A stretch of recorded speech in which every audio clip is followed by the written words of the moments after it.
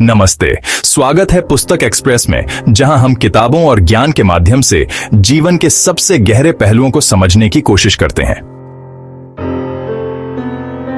आज हम एक ऐसे विषय पर बात करेंगे जो बहुत आम है लेकिन कम ही चर्चा में आता है। Toxic parents, overcoming their hurtful legacy and reclaiming your life. मुश्किल बचपन और रिश्तों की कड़वाहट हमारे जीवन पर गहरा असर डाल सकती है, लेकिन यह आपके भविष्य को तय नहीं कर सकती। इस वीडियो में हम जानेंगे कि इन दर्दनाक अनुभवों से उबरकर अपने जीवन को कैसे बेहतर बनाया जाए। तो चलिए एक नई शुरुआत करें और अपने जीवन की किताब का नया अध्याय लिखें, क्योंकि आपका जीवन बेहतर बनने के काबिल है। क्या आपको कभी ऐसा लगा है कि आपके माता पिता के बोल आज भी, इतने सालों बाद भी आपको डराते हैं? जैसे उनकी आलोचनाएं आपके कानों में गूंज रही हों, आपको पीछे खींच रही हों। क्या आप खुद को अपने फैसलों पर सवाल उठाते हुए पाते हैं? कोई गलती करने से डरते हैं, जैसे उनका फैसला अभी भी आपके ऊपर लटका हुआ है? आप अकेले नहीं हैं। लाखों वयस्क जहरीली परवरिश के अदृश्य जख्मों को ढोते हैं, अक्सर इस बात से अनजान रहते हैं कि इसका उनके जीवन पर कितना गहरा प्रभाव पड़ता है। अगर आपको ये बात समझ आती है तो कृपया इस वीडियो को लाइक करें और उपचार की इस यात्रा में हमारे साथ जुड़ें। टॉक्सिक पेरेंट्स सिर्फ एक किताब नहीं है, यह एक आंदोलन है। उन अनगिनत लोगों के लिए आशा की किरण है जो चुपचाप दर्द सहते रहे हैं, अपने माता पिता द्वारा दिए गए दर्द के लिए खुद को दोषी मानते रहे हैं। यह किताब कई लोगों के लिए जीवन रेखा बन गई है, जो आशा की भावना और उपचार का रास्ता प्रदान करती है, जिसकी पहले कल्पना भी नहीं की जा सकती थी। यह जहरीले माहौल में बड़े होने पर उत्पन्न होने वाले गहरे मुद्दों को समझने के लिए एक ढांचा प्रदान करती है और इस तरह की प्राप्ति के साथ आने वाली जटिल भावनाओं को नेविगेट करने के बारे में व्यावहारिक सलाह प्रदान करती है। डॉक्टर फॉरवर्ड के काम ने हमारे सोचने के तरीके को ही बदल दिया है कि हम बेकार पारिवारिक गतिकी के दीर्घकालिक प्रभाव को कैसे समझते हैं।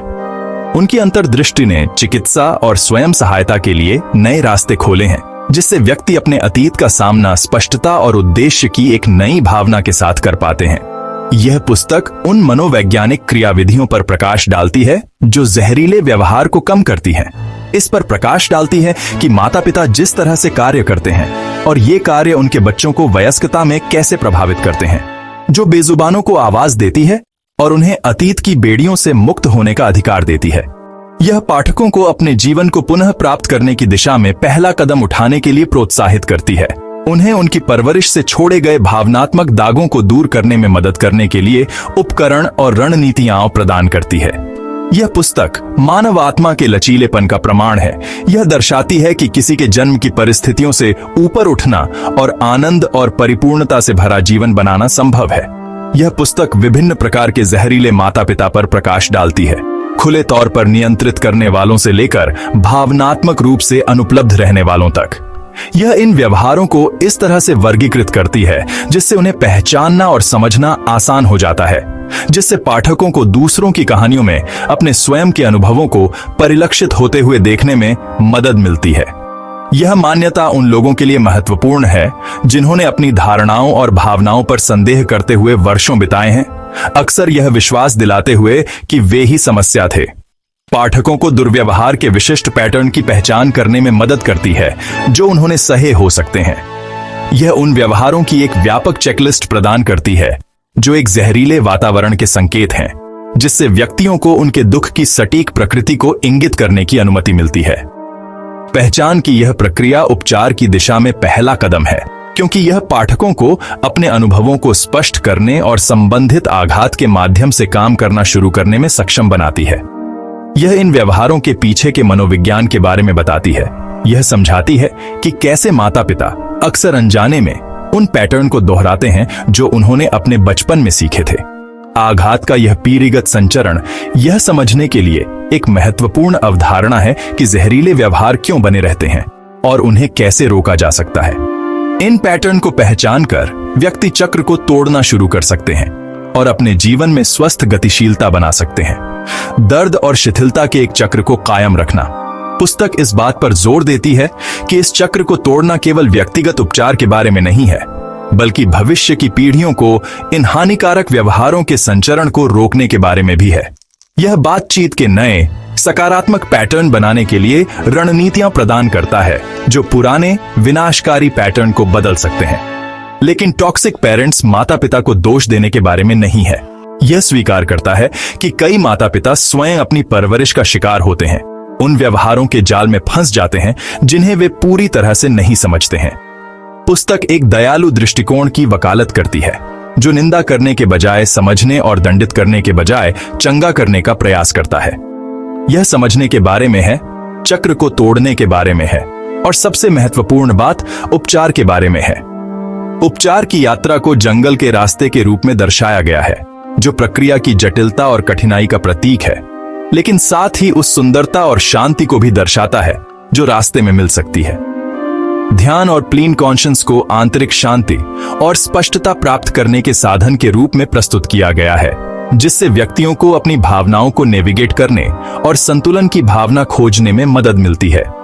डॉक्टर फॉरवर्ड इस बात पर जोर देते हैं कि आपकी परवरिश में विषाक्तता को पहचानना, अतीत में रहने या प्रतिशोध की मांग करने के बारे में नहीं है। यह स्वयं को और अपने अनुभवों की गहरी समझ हासिल करने और उस ज्ञान का उपयोग बेहतर भविष्य के निर्माण के लिए करने के बारे में है। पुस्तक पाठकों को पुरानी पारिवारिक तस्वीरों को क्रोध या आक्रोश के साथ नहीं, बल्कि समापन और स्वीकृति की भावना के साथ देखने के लिए प्रोत्साहित करती है। यह आपकी शक्ति, आपकी आवाज और एक स्वस्थ, पूर्ण जीवन के आपके अधिकार को पुनः प्राप्त करने के बारे में है। पहाड़ की चोटी पर खड़े होने की कल्पना किसी के अतीत पर काबू पाने की जीत का प्रतीक है, जबकि समूह के गले लगने का समर्थन उपचार प्रक्रिया में समुदाय और संबंध के महत्व का प्रतिनिधित्व करता है।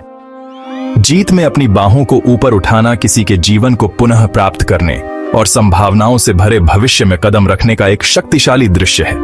यह समझने के बारे में है कि आपने उस माहौल को नहीं चुना जिसमें आपका पालन पोषण हुआ था, लेकिन आपके पास यह चुनने की शक्ति है कि आप कैसे आगे बढ़ते हैं।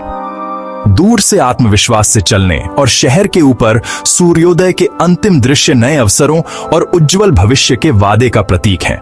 जर्नलिंग को आत्म प्रतिबिंब और विकास के लिए एक उपकरण के रूप में प्रस्तुत किया गया है, जिससे व्यक्तियों को अपनी प्रगति को चार्ट करने और अपने लक्ष्यों पर केंद्रित रहने में मदद मिलती है। संदेश स्पष्ट है, जबकि आप अतीत को नहीं बदल सकते, आपके पास अपने भविष्य को आकार देने की शक्ति है। मेरा पालन पोषण एक ऐसी माँ ने किया जिसने मेरे जीवन के हर पहलू को नियंत्रित किया, मेरे कपड़ों से लेकर मेरे करियर के चुनाव तक। लगातार आलोचना और छोटा महसूस कराया जाता था। मैंने उसकी आवाज को आत्मसात कर लिया, ये मानते हुए कि मैं कभी भी काफी अच्छा नहीं था। एक वयस्क के रूप में मैंने खुद को आत्मसंदेह से लकवाग्रस्त पाया, अपनी माँ की मंजूरी के बिना निर्णय लेने में असमर्थ, भावनात्मक निर्भरता के जाल में फंस गया। मेरे पिता भावनात्मक रूप से अस्थिर व्यक्ति थे, क्रोध के जोरदार दौरे पड़ते थे।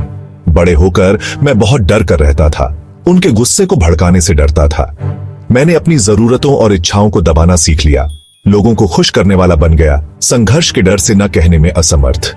एक वयस्क के रूप में मुझे खुद को मुखर करने के लिए संघर्ष करना पड़ा। दूसरों को मेरे निष्क्रिय स्वभाव का फायदा उठाने की अनुमति दी। मेरे रिश्ते आक्रोश और अधूरी जरूरतों से भरे हुए थे। ये उन अनगिनत व्यक्तियों के कुछ उदाहरण हैं जिनके जीवन जहरीली परवरिश से प्रभावित हुए हैं। परिदृश्य भिन्न हो सकते हैं, लेकिन अंतर्निहित विषय वही रहता है। बेकार होने की गहरी भावना, असफलता का डर और स्वस्थ पूर्ण संबंध बनाने में कठिनाई। भाग 4, जहरीले माता पिता का पर्दाफाश। जहरीले माता पिता, जैसा कि डॉक्टर फॉरवर्ड बताते हैं, जरूरी नहीं कि बुरे लोग हों। वे अक्सर अपनी परवरिश के उत्पाद होते हैं, अपने स्वयं के अनसुलझे आघात और असुरक्षाओं को ढोते हैं। इसका मतलब है कि उनके कार्य, जबकि हानिकारक होते हैं, अक्सर अनजाने में होते हैं और उनके अपने दर्द और अनुभवों से उपजी हैं। हो सकता है कि वे ऐसे वातावरण में पले बड़े हों जहां उन्हें वह भावनात्मक समर्थन नहीं मिला जिसकी उन्हें जरूरत थी, और परिणाम स्वरूप वे अपने बच्चों को वह समर्थन प्रदान करने के लिए संघर्ष करते हैं। दर्द और गलतफहमी का यह चक्र पीढ़ी दर पीढ़ी चलता रह सकता है अगर इसे संबोधित नहीं किया गया। हो सकता है कि वे अपने बच्चों से बहुत प्यार करते हों, लेकिन उनका प्यार अक्सर सशर्त होता है। नियंत्रण, हेरफेर और अपने बच्चे के व्यक्तित्व के प्रति सम्मान की कमी से युक्त होता है। यह सशर्त प्रेम बच्चे में असुरक्षा और भ्रम की भावना पैदा कर सकता है। जिसे यह महसूस हो सकता है कि उन्हें अपने माता पिता का अनुमोदन लगातार अर्जित करना चाहिए। कुछ सामान्य प्रकार के जहरीले माता पिता में शामिल हैं नियंत्रक। वे अपने बच्चे के जीवन के हर पहलू पर हावी रहते हैं, उनकी पसंद से लेकर उनके विचारों और भावनाओं तक। इससे बच्चा घुटन महसूस कर सकता है और खुद की पहचान बनाने में असमर्थ हो सकता है। आलोचक, वे लगातार अपने बच्चे की आलोचना करते हैं और उसे नीचा दिखाते हैं, जिससे उसका आत्मसम्मान और आत्मविश्वास कम होता है। इस प्रकार के माता पिता यह मान सकते हैं कि वे अपने बच्चे को सुधारने में मदद कर रहे हैं, लेकिन वास्तव में वे गहरे भावनात्मक घाव पैदा कर रहे हैं। जोड़ तोड़ करने वाला, वे अपने बच्चे के व्यवहार को नियंत्रित करने के लिए दोष यात्राओं, भावनात्मक ब्लैकमेल और अन्य रणनीति का उपयोग करते हैं। इससे बच्चा भ्रमित और दोषी महसूस कर सकता है, अपनी भावनाओं और इच्छाओं के बारे में अनिश्चित हो सकता है। भावनात्मक रूप से अनुपलब्ध माता पिता, वे दूर, अलग और एक बच्चे को आवश्यक भावनात्मक समर्थन प्रदान करने में असमर्थ होते हैं। इससे बच्चे में अकेलेपन और परित्याग की भावनाएं पैदा हो सकती हैं, जिसे भविष्य में स्वस्थ संबंध बनाने में कठिनाई हो सकती है। इन पैटर्न को पहचानना मुक्त होने की दिशा में पहला कदम है। यह समझने के बारे में है कि आपके माता पिता का व्यवहार, जबकि आहत करने वाला है, आपकी गलती नहीं है। यह एहसास अविश्वसनीय रूप से मुक्तिदायक हो सकता है और उपचार प्रक्रिया में एक महत्वपूर्ण कदम है। यह उनके मुद्दों को अपने से अलग करने और अपनी शर्तों पर खुद को और अपने जीवन को परिभाषित करने की अपने हक का दाविये करने के बारे में है। इस यात्रा में चिकित्सा या परामर्श लेना एक मूल्यवान उपकरण हो सकता है, जो आपकी भावनाओं का पता लगाने और स्वस्थ मुकाबला तंत्र विकसित करने के लिए एक सुरक्षित स्थान प्रदान करता है। जहरीली परवरिश के प्रभाव को स्वीकार करके और ठीक होने के लिए कदम उठाकर आप चक्र को तोड़ सकते हैं और अपने लिए एक स्वस्थ, अधिक पूर्ण जीवन बना सकते हैं। यह आत्म खोज और सशक्तिकरण की यात्रा है, जहां आप सीमाएं निर्धारित करना, आत्मसम्मान का निर्माण करना और आंतरिक शांति और लचीलापन की भावना विकसित करना सीखते हैं। जर्नलिंग, ध्यान और क्लीन कॉन्शियंस जैसी प्रथाएं भी इस उपचार प्रक्रिया का समर्थन कर सकती हैं, जिससे आपको अपने भीतर के आत्म से जुड़ने और भावनात्मक उथल पुथल के बीच स्पष्टता खोजने में मदद मिलती है। याद रखें, उपचार एक व्यक्तिगत यात्रा है और मदद लेना और ठीक होने के लिए आपको जितना समय चाहिए उसे लेना ठीक है। सहायता समूहों में शामिल होना या उन अन्य लोगों से जुड़ना जिनके समान अनुभव रहे हैं, समुदाय और समझ की भावना प्रदान कर सकते हैं। अपनी कहानी साझा करना और दूसरों को सुनना अविश्वसनीय रूप से मान्य हो सकता है और आपको अपनी यात्रा में कम अकेला महसूस करने में मदद कर सकता है। अंततः जहरीले माता पिता का पर्दाफाश करना आपकी शक्ति को पुनः प्राप्त करने और एक ऐसा जीवन बनाने के बारे में है जो आपके वास्तविक स्व को दर्शाता है। यह नए अवसरों को अपनाने, स्वस्थ संबंध बनाने और अपने अनूठे रास्ते में आनंद और तृप्ति पाने के बारे में है। जैसे जैसे आप आगे बढ़ते हैं, याद रखें कि आपके पास अतीत को दूर करने और एक उज्जवल भविष्य बनाने की ताकत और लचीलापन है। उपचार की दिशा में आपका हर कदम आपके साहस और दृढ़ संकल्प का प्रमाण है। यात्रा को अपनाएं और जान लें कि आप प्यार, सम्मान और खुशी के पात्र हैं। भाग 5, दाग जो बांधते हैं, मनोवैज्ञानिक प्रभाव।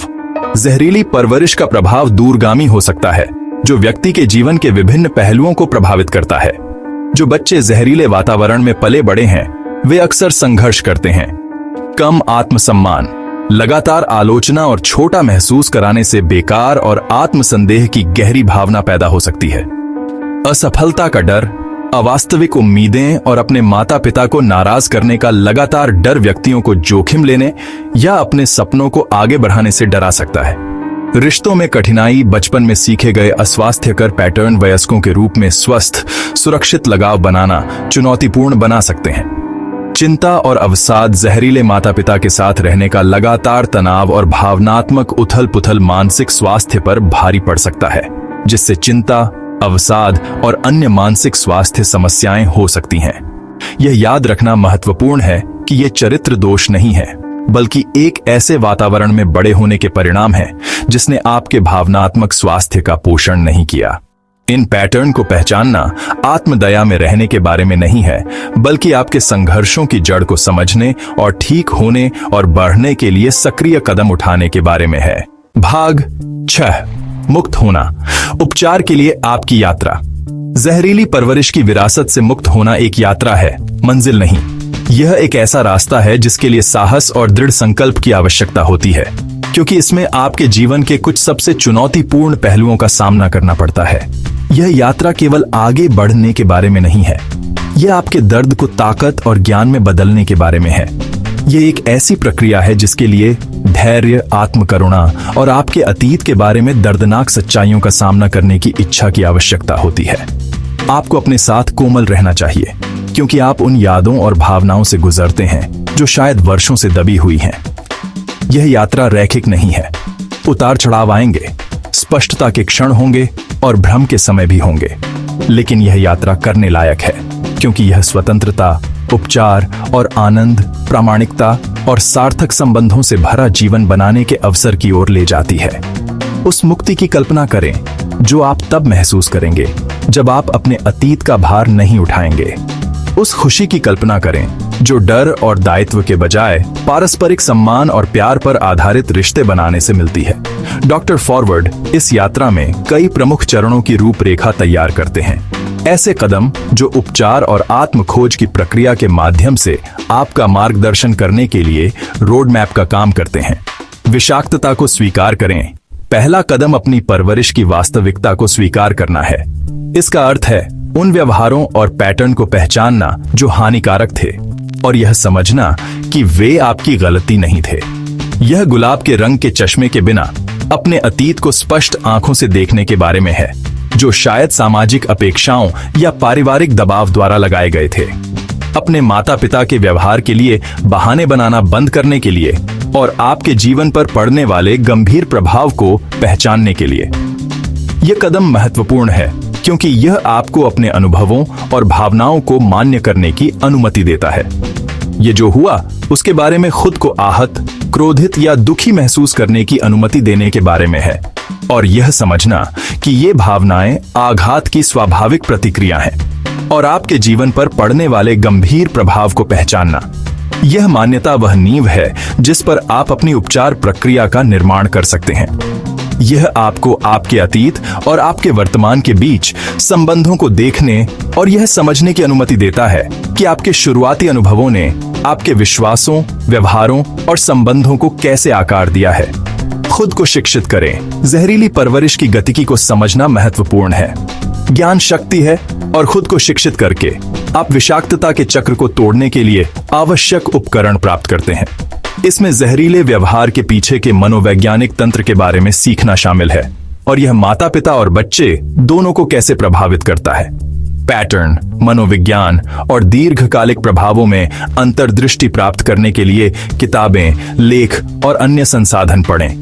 यह कदम खुद को ऐसी जानकारी से लैस करने के बारे में है जो आपके अनुभवों को समझने में आपकी मदद कर सके। यह आपके द्वारा अनुभव की गई बातों को स्पष्ट करने के लिए भाषा खोजने के बारे में है और यह समझना है कि आप अपने संघर्षों में अकेले नहीं हैं। समर्थन मांगे। आपको इसे अकेले करने की जरूरत नहीं है। उपचार एक सामूहिक प्रक्रिया है और दूसरों से समर्थन मांगना आपको वह शक्ति और प्रोत्साहन प्रदान कर सकता है जिसकी आपको आवश्यकता है।